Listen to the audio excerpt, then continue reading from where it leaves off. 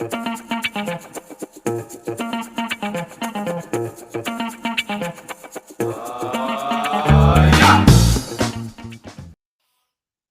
there and welcome to NCBA Money Mastery, where our sole focus is to teach you how to make your money for you. My name is Willy Mahumu and I'm excited about numbers because at NCBA, the numbers that matter to you always matter to us.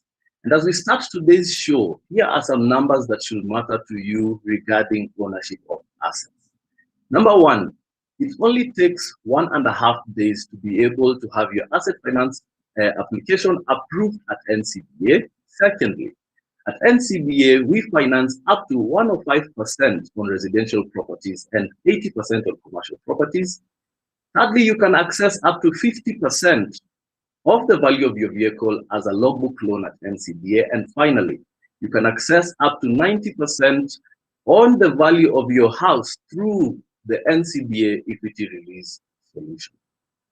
Now, in the past few episodes of our interaction, we have been looking at the relationship between you and your money.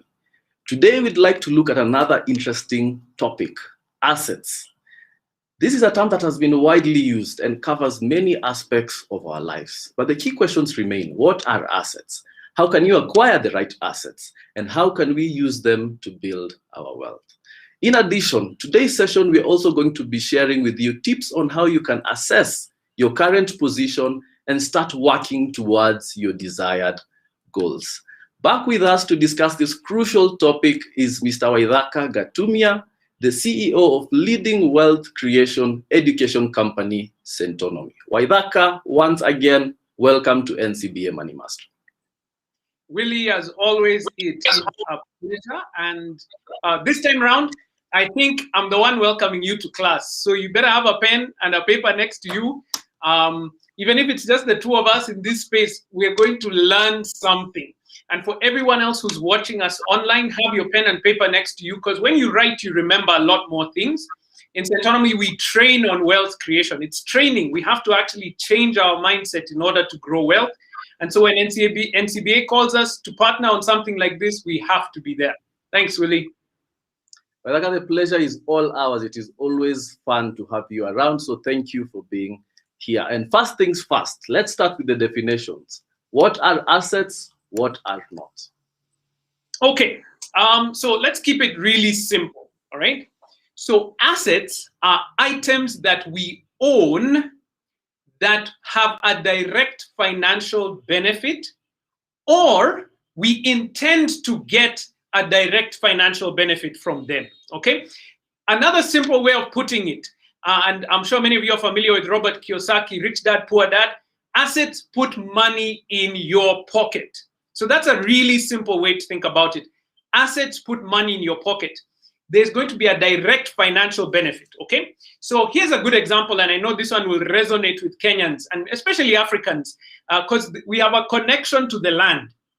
So if I buy a piece of land, and I have an intention to sell it later for more than what I bought it for, that piece of land now becomes an asset.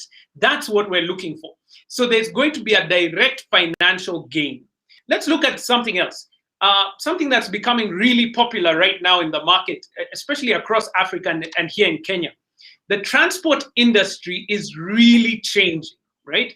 So we have new taxi companies, taxi apps. We've got various other modes of transport. Motorbikes are really popular here in Kenya, especially and around East Africa. So if I purchase a vehicle, either a car or a motorbike, and I put it on the road and it is earning me some money, that car or that vehicle, that motorbike is an asset to me, because guess what? It puts money in my pocket. We've been dealing with a couple of people in social media. If you watch Centonomy on YouTube or anywhere else, you'll see we do work with various social media influencers. And for them, many times when we're speaking about social media influencing, for them, let's say a phone is an asset. The ability to take, a good selfie or a great video of what you're doing and you can be heard and you're clear. Your phone, if that is something that is generating wealth for you, is an asset, okay? But Willy, you said, what's not? What's not? So our founder, Waithaka Gatumia, coined this term, Flosset to help us understand another group of items that we own. Now, a flosset is an item that you own that there's not going to be a direct financial benefit from it. Willie, it's something that you are able to only consume, to use. That's what the difference is between an asset and a flosset. Let me give you an example. Like my personal car. So I used it to get here. But that car itself actually takes money out of my pocket. I have to put in insurance. I have to pay for the loan that I took for it. I have to pay for fuel, for service, all those things. So it takes money out of my pocket. Now, please, I did not say that my car is a bad thing. No. In fact, by God's grace, we have 2 in our house. But I understand that it doesn't put money into my pocket. Just the same way my furniture in the house, my TV in the house, the things that I use, if I was to sell them, I could sell them, but I have no intention to get any direct financial benefit from them. Therefore, it is considered a flosset. Now, please, don't go all crazy in the comments, although we do want to hear from you saying that I said flossets are bad. No, flossets are not bad. Please, please, please. I actually even want to add one more that's going to be very emotional, Willie, if you don't mind.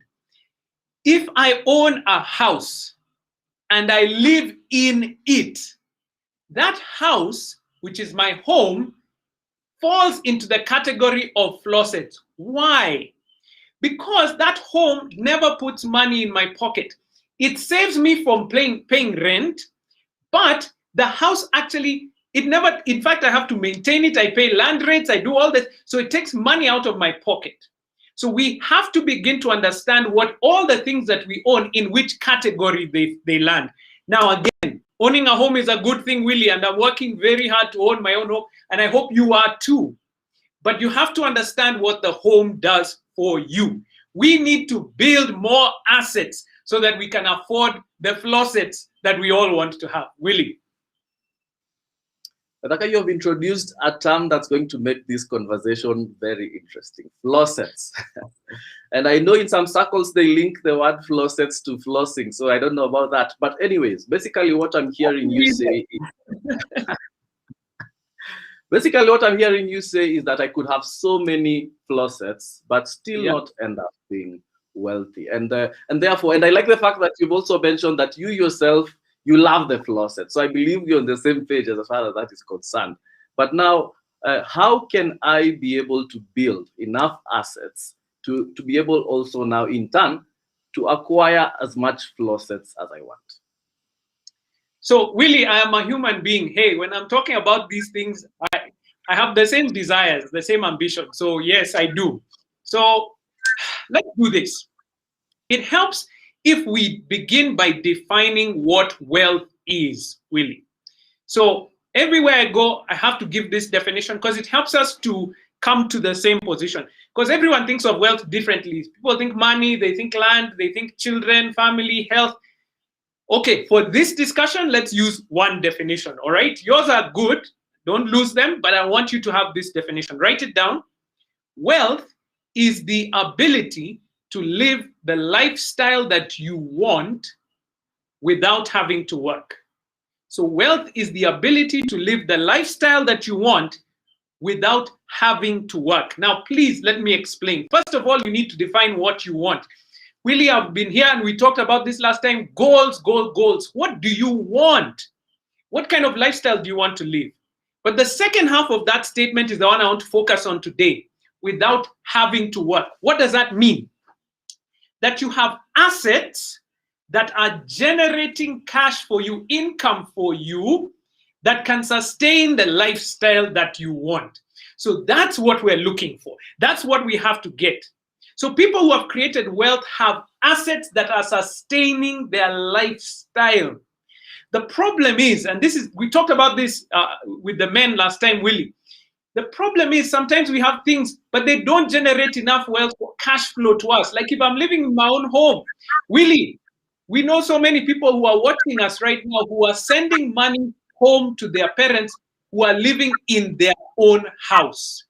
So is that house functioning like an asset for them? Maybe not. So we need to have in our home the lifestyle that we want, assets that are putting money in our pockets. That's the difference, okay? Because we have to start from somewhere, all right? I know we've talked about the big stuff, but we'll get there in a couple of minutes, Willy. Go ahead. I remember you also mentioned that we need to recognize that the people who we admire today, who have amassed some considerable level of wealth for themselves, started from somewhere. Yeah, they did not just make that overnight. And in line with that, how can we start from where we are and still be able to reach our wealth creation goal? Look, Willy, that's a really good question. It starts from where you are. We need to learn to prioritize assets over flossets, okay? To prioritize items that we own that are actually generating financial benefit to us, not just making us look good or making our lives simpler or more luxurious, but we're looking for items that get a direct financial benefit so that we can live that luxurious life that we are hoping for. So let's start. Maybe you've gotten a good job, right? Here's a good example. And you can now begin to afford a loan, for instance, to buy your first car. Congratulations, well done. This is a good thing. But my question to you is this: how much car do you actually need? I want you to now start thinking like a wealth creator. Think about it this way. So say now your loan that you can afford is for about 1 million shillings. Okay, I'm just using a round number so that we can do the math easily. So now you're an employee, you can afford a loan for 1 million shillings to buy your first car. Now, remember what we said for a personal car, it is a flosset, right? So why not, if you can access 1 million shillings, why not buy a car for half that amount? Willy, I've touched some nerves. Oh, but it's not the car that I really wanted right now. It's not as flashy as the one that I wanted. Yeah, but imagine what you need right now is a car, isn't it? To get you to the office, to do the work that you're going to do, that's what you need. So look for, let's say, a car that you can get for 500,000. Because you can access another 500,000 of credit, why not look for another item that will put money in your pocket? Say you bought a second car and made that car into a taxi. You'll find that the income from that second car will take care of your first car. Now, it won't be as flashy, as flossing as the one that you had wanted to, but guess what? You're generating wealth. That's where it begins. And when you have enough of them, they'll eventually pay you to drive the car that you wanted. You can even buy it. So an extra car for 500,000, maybe 5 motorbikes that can be earning you some cash that are out. The key is to prioritize assets. I mean, you could spend the whole amount looking good, but not generating wealth. And I hope we're seeing where the difference is with.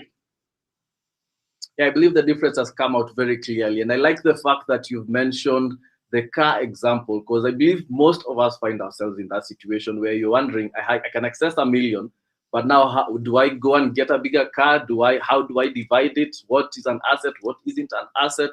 And I think you've brought out that very clearly. So is it safe to say that basically all this boils down to the principle of delaying gratification and stretching every shilling that comes into our pockets? Willy, that is the key to success in any area of your life. I hope people have been watching the Olympics. These guys who are out there have been planning for 4 years. They had a specific thing that they are working towards that was their own personal goal. Their personal goal was an ambition to get to the Olympics and to win a gold medal. So in your life, wherever you are, stop worrying about what everyone else is saying. The central person to think about is you. What do you want? So many times we're making decisions based on what other people have said, what the influence of society, our colleagues at the office, people in our family. What do you want? What do you want to achieve? Because when you're clear on what it is that you want, you go after it. That's what we're aiming for. So start where you are and base your decisions on the ultimate along the way, Willy. Wonderful. And you're saying something really powerful when you're saying start with you. Start with what you want. Start with where you are. Start with the one person that matters in the whole world as far as you're concerned, which is you. And I think also you're talking about keeping it real, because I can be looking at Waithaka and saying, Waithaka has bought this, and perhaps Willy can't buy what Waithaka has bought, or perhaps I can buy what my colleague has bought. And therefore, I think you're saying, let's keep it real. Let's start with ourselves. And now, as far as that is concerned, what are these strategies that you can probably advise someone who's trying to wonder, how can I be able to build and develop assets? Yeah, Willy, just to respond to what you said, you don't know where my money has come from. You don't know, we might be sitting in the same office, but you don't know what my side hustle is. You don't know where my family got their wealth from. You don't know anything about me. So you're trying to measure up against me, and we're not measurable. Measure up against yourself and the goals that you have. So here are the 3 tips. I want you to write them down so that they can help us to start where we are. Number 1, I know it's boring. I know you've heard it many times, but it works. It starts off self-management. Self-management means this: have a budget and then live within your means. Now, did I say that your means must always remain small? No. I said that's where it begins. Because the principle is this: if you cannot manage 100, my brother, my sister, you cannot manage 100 million. So the principles of management begin there. With what you have, can you manage that? Secondly, number 2, write down, and you get tired of me saying it, but it matters, because this is where the change happens for you. Set clear goals. Think about the assets and the flosets that you want, and then make sure you prioritize the assets so that they will pay you to buy the flosets that you want. When we talk about goal setting, I want to use the Olympics because we're watching that right now. Olympians plan for 4 years of their lives, 4 years plus, about the goal that they want to achieve, how to improve on a stride, how to go for certain things. That Olympian who's in the swimming pool is not trying to score goals in soccer. The Olympian in the swimming pool is not doing archery. The Olympian in the swimming pool is not doing wrestling. They are planning for winning gold in the swimming pool. That's their personal goal. What's your goal? What are you saving towards? What are you investing for? If you don't have something you're aiming for, you will never achieve anything. So set a goal. Make it ambitious. Make it the goal that you really want. If you say, I want to be rich, don't just say, I want to be rich. Say, how rich? I want to get $1 million, 100 million shillings. That is now a clear goal, because then you can begin to figure out how to get there. And number 3, Willy, I know people get tired of hearing this story about goal setting, about managing what you have, and what we have is so little. So listen to me, for those who have been saying that. Number 3, and this matters to you: increase your income. Increase your income.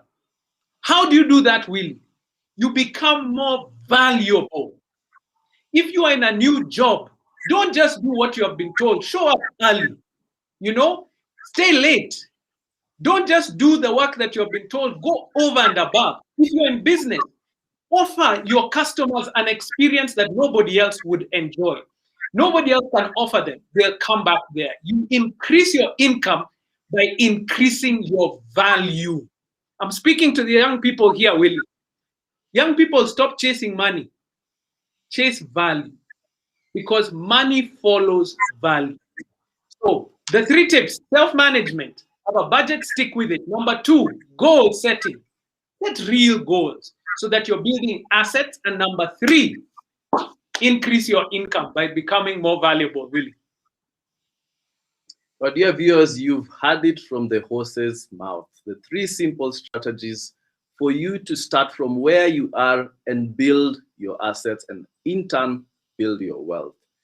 As we let that sink in, we'd like to take a quick break. When we come back, we will first start by looking at people in the gig economy. How can they build their assets? And then finally, we will also like to look at your questions. So please feel free to send us your questions on the comment section. We'd love to hear from you.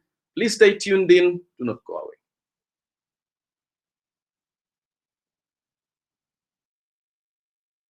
Without car loan. You can also get insurance for your car for up to 1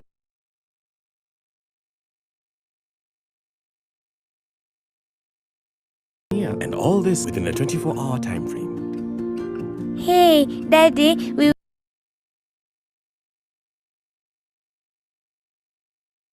will do 12 visits to Grandma, 8 road trips with Mommy, 52 trips to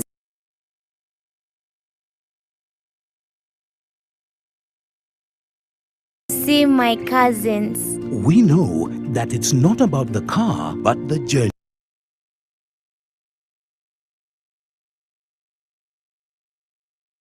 Get your NCBA asset finance loan approved in just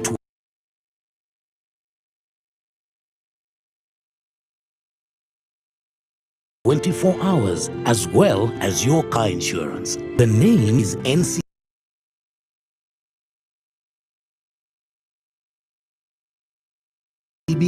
and the numbers that matter to you matter to us. NCBA Bank. Go for it.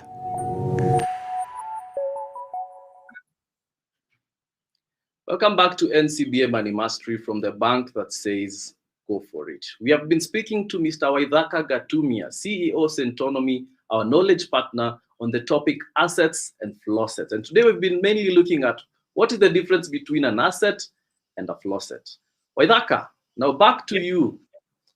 We all recognize that into Kenya today, many of our young population are in the gig economy, and some old people as well are in the gig economy where they do not have steady income. Because what we've covered so far looks as if it's pretty straightforward for someone who has regular income. But what about those people who are in the gig economy? They do not have regular income. What options do they have to be able to build assets and in return, as a result, build their wealth? That's a really good question, Willie. I want to respond specifically to that and then give some examples. So if you are in business, because when you talk about the gig economy, it's essentially saying you're in business. The key to successful business is regularizing your income. So like Brevo here, the cameraman here in the room with me, he's a wonderful practitioner of this profession of taking photos and film. For him behind the camera, he needs to figure out, he needs to get a few clients who he knows every month he'll be going back to them to do an interview, to do something. So that begins to regularize your income. Even at that level, you don't also want to get comfortable. The reason that in many businesses we have targets, Willie, you and I know, at Centonomy we have targets, at NCBA, Willie, you know you have targets as well in terms of reaching the number of clients. Put targets for yourself if you're in the gig economy of how many clients you need to reach in a month or how many you want to reach in a year. Because when you have a target, it's like targets and goals mean the same thing. You're aiming for something, you're working towards it. And the example that we gave before, Willie, of the Olympics is so important because this business of discipline, it's hard, it's boring. But the reason we do it is because of what will come out at the end. The reason that athletes wake up at 4 in the morning to go run for 2 hours is because they want to win that gold medal in 4 years' time. So for you as a gig economist person, please make sure you have targets because it will help you to work towards your goal. 3 quick examples, really. I mentioned people who are on social media. We did some work with Teacher Wanjiko. Teacher Wanjiko, you know, as a comedian, but she's a shrewd business lady. She taught me something. She showed me her phone. Her phone is a higher end phone. And she told me, Waithaka, I paid hundreds of, more than 100,000 for her phone. Why? Not to show you that I'm doing well. That phone for Teacher Wanjiko is what allows her to put together those posts on social media in high quality. She uses that phone to put money in her pocket. Number 2, you guys may have heard of him. He's a great entrepreneur. It's called Eugene Bogwa. He's here in Kenya. You may know him from the programs that he's done, like Young Rich. He's done a program. He's actually one of the producers of Sauti Souls. I believe it's their what is called reality TV show. He owns a restaurant. He owns farm. He's into farming, and he's in his 30s. This guy is doing well. But Eugene, when we met and he was speaking to the young people at Centonomy, he said, Well, I didn't start here. I started when I was in university. University, all he had was his laptop that his mom had bought for him. But that laptop, he could have just used it for school and to browse the internet. No, Eugene used it to generate wealth. How? He used to burn DVDs for people in the college. And he made that into a business. And the DVDs that he was selling, he saved up enough cash to now build the business, the filmmaking business that he's doing. Number 3, let me use myself as an example. At Centonomy, I didn't start as CEO. I didn't even start as in management. I didn't even start as a trainer. I started where Brevo is behind here, the camera. I started generating content for them at that level. After a while, I tried out to become a part-time trainer. Then, when an opportunity came within the company, I joined as a full-time trainer and rose through the management that we have there. Guys, you don't start at the top, but you can build to get there. Are you building value where you are? Willy, I know you're building value here for NCBA. Thank you. And I must say sincerely, I'm happy that you've been very candid with us, even use your own example, saying that you did not start as Waithaka Gatumia, the CEO that we know today. You started from somewhere and you've built to where you are today. I love the fact that you've used also very good examples of people we know and can relate to. Teacher Wanjiko and her smartphone, Eugene and his laptop. And I feel that really resonates with our audience and our viewers. And to our audience, I think the overall statement that Waithaka is making is that there are options for wealth creation for everyone. Regardless of whether you have regular income or you're in the gig economy, there are options and strategies that you can still use and choices that you can make today to be able to meet your wealth creation goal. Waithaka, I'd like us to go to the questions. I know many of your viewers want us to at least get to answer some of the thoughts and ideas that they have so that at least they know how best to move forward. So please allow me to get right into it. The first question is from Moses. Moses is asking, is borrowing an asset a good thing? Sorry, he's asking, is borrowing against an asset a good thing to do? And does that hence make it a good asset? So to respond to Moses very simply, what are you borrowing for? Remember, we want to focus on what we are calling assets, where it will have a direct financial benefit. What you're borrowing for, will it build more wealth?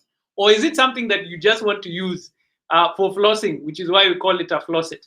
So the reason that you're borrowing is what is important for us. But, Willy and Moses, it is not as simple as that. In life, we have to live.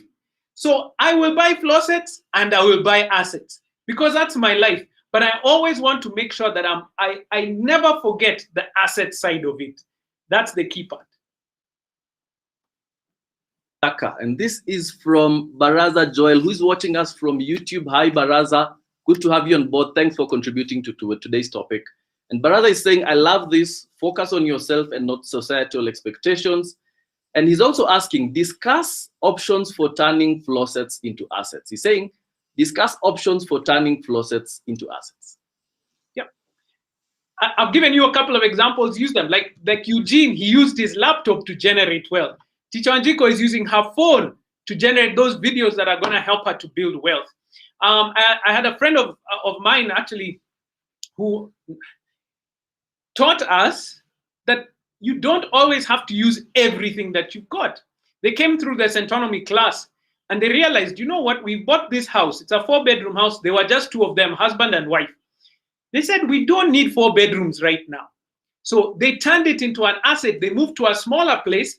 And as they were building their family, they were generating wealth from the home that they wanted to live in. They were building other assets that were going to put money in their pocket so that as their family grows, they can move into that house and that will allow them to live there comfortably.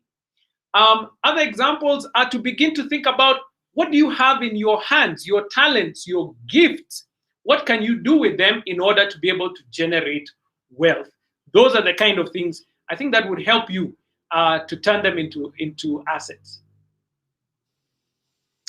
Thank you, Waithaka. And I think just also to add on to what you've already said, and in answering Joel's question, I think when we started this show, we also mentioned a number of numbers that should matter to you. And one of them was you can access up to 50% as a logbook loan of the value of your vehicle. We also added that you can access up to 90% of the value of your home or property through the NCBA equity release solution. And the reason of mentioning this is because these funds, when you access them, you can be able now to put into what Waithaka has mentioned. He's mentioned about starting a boda business, or starting a taxi business, or starting your own side hustle, and all you need is cash. So if you already have the Flosset, please feel free to visit NCBA, and we'd be happy to give you that aid so that you can go and start building assets that will generate wealth for you. Hey, Willie, while you're looking for the next question, I had one more example. Please. We trained at one of the leading companies here in Nairobi, and one of the management team, this lady she's top level management. She has a driver. Now the driver used to come and park in the parking lot and wait for her because she didn't want to have to, worry about all these things. After we went through the training, she decided when he drops her, he goes out, he switches on his app, and he starts being a taxi until she's ready to leave. Can you imagine? Now that car became an asset to her, rather than just sitting in the parking lot waiting for her. Amazing, amazing. Okay. Allow me to go to the next question, and this is from Daniel Kitavi. Daniel, thanks for tuning in. So Daniel is asking, what available products does NCBA offer young people to acquire assets? He's asking, what available products does NCBA offer young people to be able to acquire assets? And I'd just like to go back to what we've already mentioned, that, okay, number one, and this was in our Men and Money session. So if you haven't watched it, please look at it on the comment section. And we mentioned that you're able to start by saving. Yeah. Waithaka has also mentioned here the issue of budgeting. So start by saving, allocate some money that goes directly into your savings account. This can be automated through a standing order. And the good thing of saving is now you're living within your means, and more so, you're ensuring that you're putting aside money for a rainy day. With that, you can already be able to now come back and say, okay, I have this much. I need an asset that will cost me this much. Can you assist me with the difference? And NCBA will definitely be able to offer you the loan or the financing assistance that you may need. Okay, a big shout out to our viewers on YouTube. There's Rafik, there's Victoria, there is Sean, and our viewers also on Facebook. That's Florence and Cosmas. Thanks for tuning in. We're always glad to know that you're here and that you're enjoying the show and that you're at least getting value out of this conversation. Okay, Waithaka, allow me to go to the next question, which is from Eric Githaka. Eric, as always, we are happy to hear from you. And Eric is asking, does land bought for speculation qualify as an asset? No. What do you mean, Waithaka? I mean, no. Okay, let's get serious. Yeah. If you're speculating, you don't have a plan. You're not in business. You're just hoping, you're praying. We want you to be strategic with your investment goal. What do I mean? If you're going to make money in that property, that piece of land that you want to sell, then know when you want to sell it and in what kind of space and the kind of person you want to sell it to. Let me give you an example. If you're the one who's buying the eighth of land, then you're not the business person. It's the person who's selling you that eighth. What do I mean? The guy who's selling it bought a big parcel of land and subdivided it and put a road into it. That's called value addition. So they know there's demand for such pieces of land. And so they have an idea of what kind of person they want to sell it to. But if I'm the one buying the eighth and I'm just hoping one day I'm going to sell it to somebody I don't know who, when is there demand, I don't know. You bought it so far from the main road, you didn't even know anything. That's not an investment strategy. People who make money in real estate make money at the point of purchase because they got a good piece of land, they add value to it, and they know there will be demand for it in future. Not speculation. Strategy is the difference, Willie.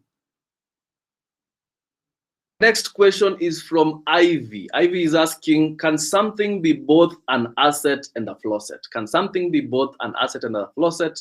And that's from Ivy. Yes, Ivy, they can be. So, I mean, let me give you a good example. I can say this because he said it publicly in one of our events. Many of you may know he's a media personality called Ken Mijungu. Ken is a wonderful a journalist and he's a news anchor. Ken Mijungu came and spoke to young people at Centonomy, and he was telling them, you didn't see the car that I drove in, but if you saw me, you'd think I'm doing well. I think it was a Mercedes S-Class. Yeah, and even me, I was like, what is Ken doing? But what you didn't know is Ken, that is his business. He actually imports high-end vehicles for hire. And obviously, if the car has not gone out and is not been hired, see, he can drive it as well. So those vehicles that he owns are assets, but guess what? They're also flossets. Hey, we have to live a little bit, Willy. Thank you, Waithaka. And there is a question from Joseph and Jane from Facebook. Joseph and Jane, thank you for joining us.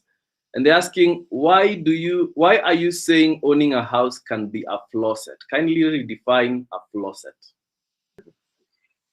Wow. So this is a bit nuanced. So I hope you're going to follow along, Joseph and Jane, okay?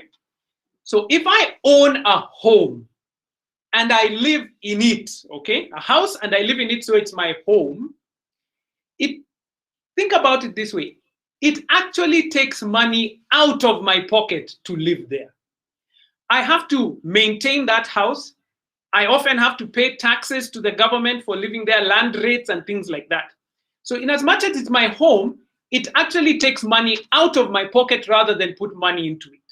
Yes, it saves me paying rent, but that's a saving of money that is not going out. There's no actual direct cash flow to me. So think about it this way. I'm working to live in my own home, and I want you to do the same.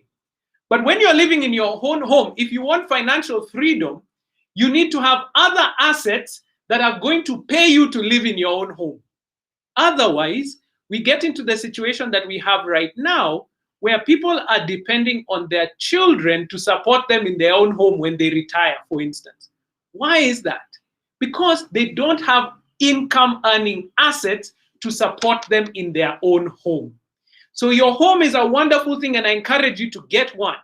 But make sure when you're living there, you have enough assets to support you in that house.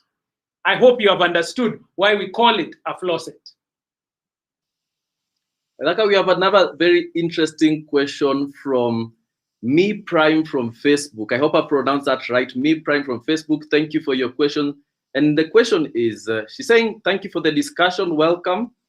Is it advisable to build assets with a wife or husband, or should they build their assets separately? Oh, wow. This is a real issue, Willy, that people are facing. I believe that if you're a couple, if you're married, you are bonded, you are together. What one person does is the success of the other, and you are interlinked completely. So yes, build together, have a joint strategy. So even if one person is leading a project or the other person is building a business, that's okay to do them, essentially take the lead on different ones, but you're all working towards the same goal. Because guess what? Once the children leave and the generation that's before you, your parents, they will go ahead of you. Once it is just the two of you together, imagine that you're going to work together at that time, and it is the assets that you have built that will support you. So I highly encourage you to work together on the plan, but the execution, you can do it based on your strengths, whoever can lead that specific area. Very well. Okay, there is another question that has come in from Wambui Mwaura. Wambui, thank you for being with us today. And Wambui is asking, what is the processing period for asset finance at NCBA? Very good question, Wambui. It only takes 1.5 days, actually, to have your asset finance facility approved at NCBA. After that, within 3 to 4 days, you will already have the release letter and you'll be able to go to the yard and get your vehicle. So please, if you're thinking about asset finance, our doors are open. Walk into any branch at NCBA and we'll be able to make that happen for you. Waithaka, there is another question from Grace. Just a minute, it's logging in. Sure. As you get the question from Grace, yes, I mentioned before about this issue of discipline.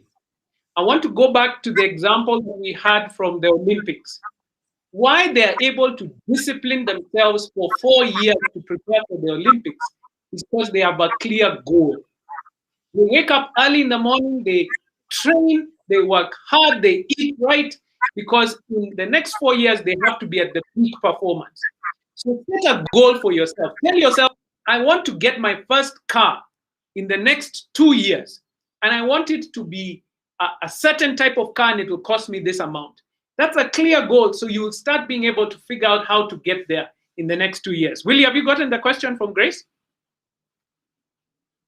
I've gotten the question from Grace, but I think I will be able to take this one. She's mainly asking, how can one access a logbook loan at NCBA? And I think this is a very good question, because we've also talked about Flossets, Waithaka, and I think many people are now asking themselves, how can I turn my Flosset into an asset? And I think one of the ways is what Grace is alluding to here, which is you can be able to come with your logbook, we'll do a valuation, give you up to 50% of the value of the vehicle. So for example, using the initial example that Waithaka mentioned about a vehicle that is worth, let's say, $1 million, we'll be able to give you up to 500,000. With that 500,000, now you will be the one to decide, depending on your wealth creation goal or your asset acquisition goal, you'll be able to decide how best you want to move forward. Grace, I hope I've also been able to answer your question. Grace is not going to take that $500,000 just to go on holiday. I hope she's taking that $500,000 to buy another car, or to buy some motorbike, or to buy a piece of land that will pay for her to drive that car. That's my prayer. No, Waithaka, I think after this discussion, it will be very difficult to go and spend a lot of money on Flossets, yeah? I think you've really hammered on to us, and the point has been driven home. Any parting shots you may have for our viewers, kindly? Willie, wealth is the ability to live the lifestyle that you want without having to work. Decide what you want, and then start building assets that will take care of you in that lifestyle, whether you work or not. Stop focusing on the Flossets. Build assets that will buy you all the Flossets that you want. That's the last thought. There'll be more to come, I'm sure, in these money mastery sessions. Waithaka, once again, I just want to say thank you for joining us. It is always a pleasure to have you on board. You always have so very insightful information to give to our viewers. I know you've had fun. I also want to say thank you for joining us. We are not here without you. We are here only because of you. So thank you for sparing your time to join us. Thank you for your questions. Thank you for your thoughts and ideas. Unfortunately, that's all the time we had today on this edition of NCBA Money Mastery, powered by Centonomy. To learn more about our products, please visit our website at ncbagroup.com. I repeat, ncbagroup.com. We always love to hear your voice. It's your feedback that keeps us going, and we are not here again without you. So please call the numbers on your screen. We'll be looking forward to hear from you. Better yet, you can like, follow, and subscribe to our social media handles. I've been your host, Willy Mahumu, and until next time, when you look at another set of numbers that matter to you, goodbye and keep safe.